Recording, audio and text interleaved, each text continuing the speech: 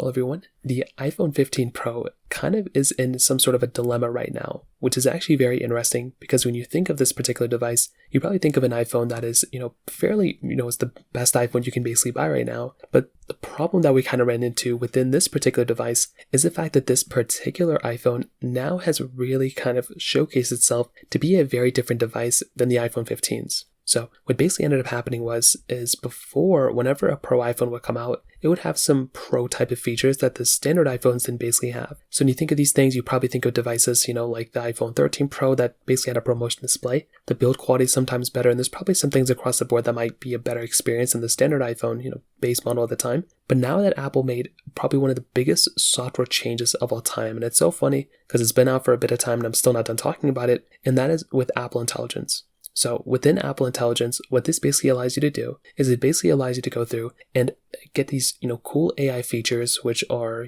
suited on these particular iPhones. It's a very cool thing. And I'm very, very happy that we have this type of experience now on these particular iPhones. But Apple basically made this only specifically for the most expensive iPhones that are available right now. So because of that, that does kind of put us in this weird situation where specifically for the iPhone 15 Pros, what's the point of going through and buying that particular device if we know that maybe next year, the year before, the year after, that those main Apple Intelligence type of esque features that come out will only be suitable for next year's iPhone 15, next year's iPhone Pro models. So when you take a look at the 15 Pro, Apple Intelligence could have easily been supported on the iPhone 14 Pros and the 13 Pros, in my opinion, and probably every iPhone on iOS, 18. The reason why Apple put it specifically for those newer iPhones is so they can sell more of those Pro models. But then if the 15 Pro is the best one now, okay, that's great. But what's stopping Apple from making another Apple Intelligence big type of feature like that, where they spend a big portion of their keynote talking about specifically only for the next year's Pro model? That will make you really kind of just keep waiting over and over and over again to buy the next generation of device